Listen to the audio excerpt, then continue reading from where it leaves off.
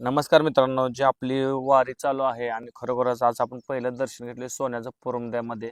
सकाळी आपण 8 वाजता रवाना झालो होतो. अनेक लोकांची कॉल येतात की दादा कुठल्या रूट येणार आहेत, पण आपण पहिलं दर्शन सोन्याचं घेतलंय मित्रांनो. आज बघताय तुम्ही मित्रांनो, एक गरीब कुटुंबातला आज बैलच्या त्यांच्या मनात पण नव्हता.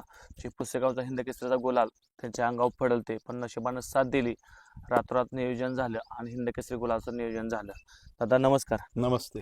दादा, कसं नियोजन झालं होतं आणि कसा वाटला गुलाल अंगावर पडल्यावर? आता गुलाल अतिशय कष्टानं पडलाय, कारण त्याच्यासाठी संघर्ष भरपूर केलाय. कारण आमची एवढी म्हणजे मोठ्या अड्ड्यातनं पळायची परिस्थिती नाही. म्हणजे आमचं आता हे मित्र आहेत, हा आता आम्ही पैलवान आहे, मी सुद्धा पैलवान आहे, हे पण पैलवान आहेत, हे नॅशनलचे खेळाडू आहेत.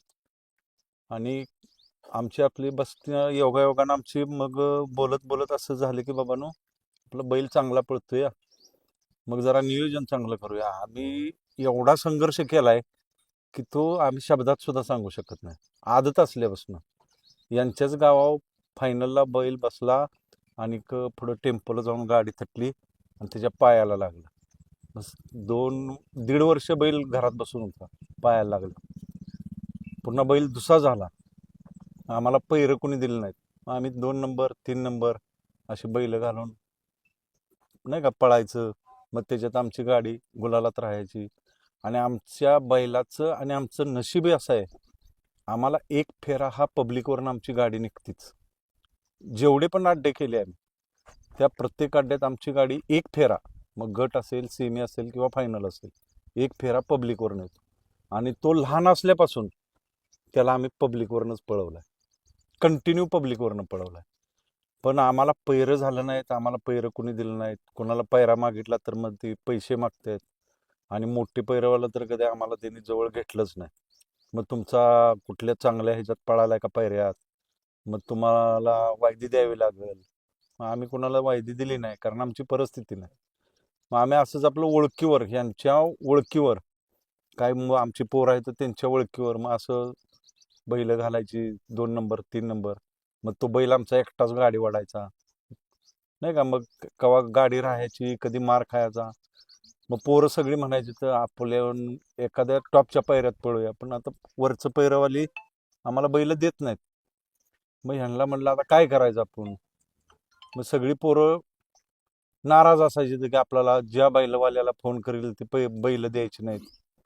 आम्ही पण नाराज व्हायचो. पण कालचा जो अड्डा आहे, म्हणजे पुशेगाव पुरतं जर बोलायचं झालं तर त्या सेवागिरी महाराजाचं मी मनापासून म्हणजे आमच्या सगळ्यांच्या वतीनं मी त्या देवाच्या चरणी म्हणजे नतमस्तक होतो. कारण आमच्या स्वप्नात नव्हतं, पण 3 वर्ष आम्ही असा संघर्ष केला की आमची एक इच्छा होती की त्या पुशेगावच्या अड्ड्यात फक्त पळणे.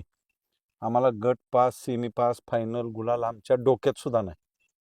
फक्त आम्हाला पुशेगावचा आपला हिंद केसरी अड्डा असतो, मानाचा असतो. मी तानाजी अण्णा पाटील जिंतीकरांचं इथं नाव घेतो, कारण मी त्या सोन्याचा फॅन आहे. माझी पूर्ण टीम आमची सगळी सोन्याची फॅन आहे ना. आम्ही बैलाचं बी नाव सोन्याच ठेवलं. आणि आम्हाला हा बैल खरेदी तानाजी अप्पाच्या मुलानं संभाजीनं घेऊन दिलाय. म्हणजे आम्ही त्या सोन्याचं कोणतंही मैदान असू द्या, आम्ही इथून चालत जिंतीला जायचो आणि जिंतीवरनं मग अड्ड्याला जायचं, त्यांच्या घरी मुक्काम करायचा. असं मग पुशेगावला आम्ही 2-2 दिवस थांबलोया. शिवराज ट्रॅव्हल तो सुंदर हा. मग त्या बैलाबरोबर पहिरा होता, त्यावेळी आम्ही 2 दिवस मुक्कामी होतो.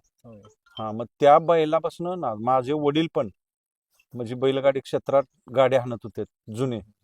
माझ्या वडिलांना पण हे नाद होता. आता हे माझा थोरला भाव आहे, यांना 2 मुलं आहेत. मग एक मुलगा इंजिनियर आहे, माझा मुलगा एक इंजिनियर आहे. हा बी मुंबईत कामाला आहे माझ्या बरोबर. मग हा हिथं आता घर बांधायचं चाललंय, त्यामुळे तो हित आहे. आता घरची कामं वगैरे कराय कोण नाही. मग आणि ही जेवढी टीम बसली का नाही, आम्ही फक्त त्या बैलाला खाया घालण्यापुरतं मालक आहे. बाकी या बैलाचं आमचा तीळ मात्र आम्ही मालक मध्ये कधी घेतलं नाही आणि इथून पुढे पण घेणार नाही. कारण ही पोरं सगळी हे म्हणजे टीम. आणि ह्याच्यातला सगळ्यात महत्वाचा विषय आहे बघा, बाबू कुठे आहे बाबू. हा, ही एक पोरगा आहे बघा, शाळेला 8वीला शाळेला असेल, कंटिन्यू सुट्ट्या असेल त्यावेळी कंटिन्यू बैलाच्या मागणं असतं, कंटिन्यू. हा, पोरगा आहे सोनावड्याचा. आणि ते इथं आपलं मामाच्या इथं राहायला आहे. कंटिन्यू पोरग त्या बैलापासून हलत नाही. शाळा सुटली की इथं येतो, शाळा सुटली की इथं येतो, इथं बस. शाळेला जाईल तेवढाच बैलापासून बाजूला असतो, अन्यथा कंटिन्यू बैलाबरोबर असतो. आणि आता जेनं ह्याला घडवलाय, बाबू कुठं आहे? जेनं आता त्याला घडवलाय का नाही, आता तो गेलाय बाहेर. म्हणजे लहानपणी एक तिघ चौघ जण आहेत बघा. आमचा हा पुतण्या पुण्याला आहे, तो एक पुतण्या, हा बघा हा एक बसला. ही जेवढी इथं बसलीत नाही एवढी लहानपणापासून त्याला रस्त्याला पळवणे, इथं घराच्या मागे जागा मोकळी होईल त्यात पळवणे, असं करून त्याला म्हणजे पब्लिक मध्ये त्याला तयार केला. मित्रांनो, खरोखरच हा संघर्ष बघून अंगावर एक स्पर्श होतोय की आज ह्या बैलगाडी क्षेत्रामध्ये काय आपण दाखवतोय. मित्रांनो बघू शकता, आज प्रत्येकाची आज ह्या बैलगाडी क्षेत्रामध्ये काय नियोजन होत नव्हतं, रात्रात नियोजन झालं.